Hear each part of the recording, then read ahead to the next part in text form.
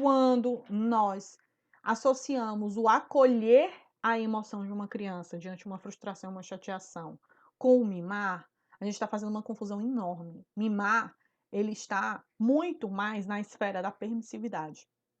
É quando o pai ou uma mãe se torna permissivo, negligente com essa criança, não consegue lidar com o choro. O choro daquela criança é tão incômodo que ela ou cede ou simplesmente se deixa conduzir por aquele choro, ou então ela vai para um outro extremo, que é o extremo autoritário, né? Aqueles pais que vão querer cessar aquele choro através do grito, da palmada, das ameaças, de puxar o menino pelo braço, entendeu?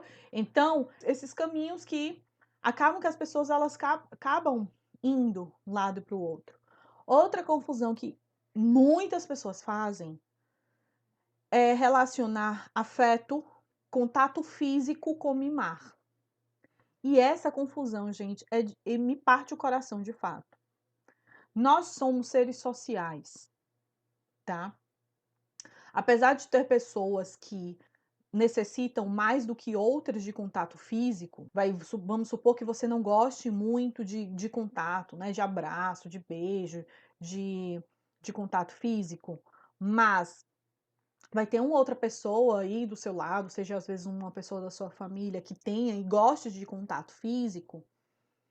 Cada um tem, né, assim, essa preferência ou não, isso não tem problema, isso é normal, inclusive.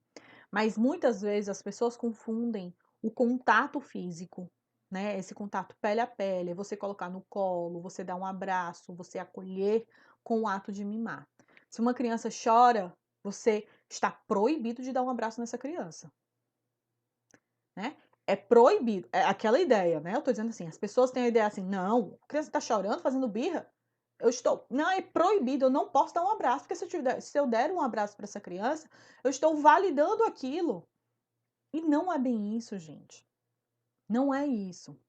O contato físico, muitas vezes, eu vou dizer, 90% dos casos, contato físico naquele momento é o divisor de águas.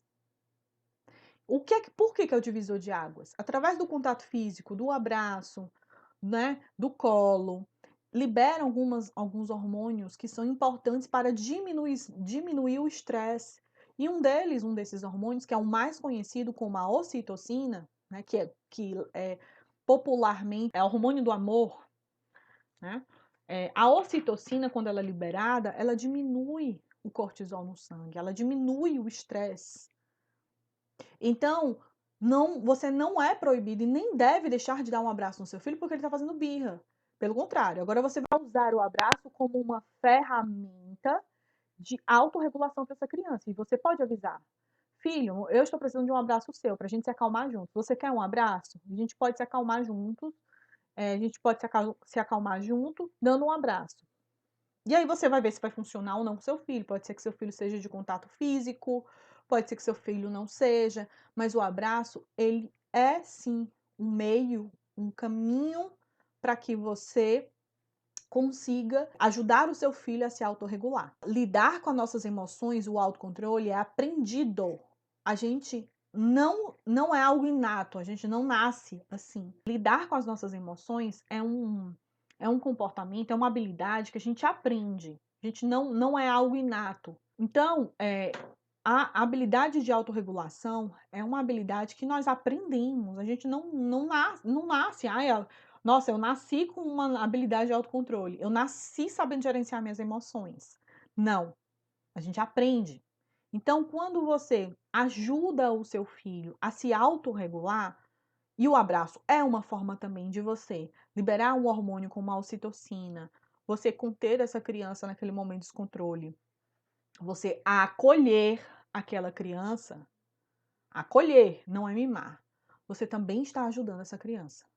E se ajudando também, né? Agora, mimar é quando você dá aquilo, você abre mão porque você não quer que o seu filho lide com a frustração, com o choro daquela criança, daquela tristeza, né? E aí você dá um abraço no seu filho assim: "Ô, meu amor, tá aqui, mamãe já resolveu isso pra você. Tá aqui seu chocolate. Não chore não. Chocolate tá aqui". Isso é mimar. entende? Então, o contato físico, ele nunca vai ser demais. E eu vou além. Crianças, quanto menores elas forem, quanto menor seu filhinho for, sei lá, seu filho tem 2 aninhos, seu filho tem 1 aninho e pouco, seu filho tem 3. Quanto menor a criança for, mais necessidade de contato físico ela precisa e ela tem essa necessidade para se autorregular e também para se sentir segura naquele ambiente, tá? Então, o contato, o carinho, o você mostrar que está ali presente, não é mimar, não é mimar, né?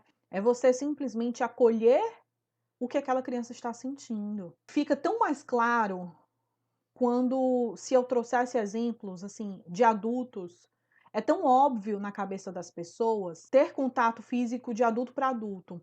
Se você vê um outro adulto se sentindo frustrado, triste ou chateado por alguma coisa e ele está completamente desorganizado, você, na sua mente, eu tenho certeza que é muito mais óbvio e muito mais humano você acolher aquele adulto e dizer assim: "Você quer um abraço? Será que um abraço poderia te ajudar a se acalmar? Você quer tomar uma água com açúcar, né? Você quer aqui no canto? A gente pode conversar sobre isso". Então, quando nós estamos com exemplos de adulto para adulto nessa relação, de um adulto frustrado, um adulto triste, um adulto chorando, normalmente os adultos empatizam muito mais, né? É uma peninha, poxa, fulano ficou tão chateado que não foi escolhido na seleção de emprego dele, né? Ele passou por uma seleção de emprego e tudo, estava super confiante que ia entrar no emprego, mas aí não foi chamado, ficou triste, chorou tanto que soluçou. Aí você empatiza. Nessa hora, aí um adulto vai querer dar um abraço, vai acolher, e aí isso não tem problema. Não tem problema, os adultos olham assim: "Não, dar um abraço em adulto não tem problema não", mas na criança é mimar.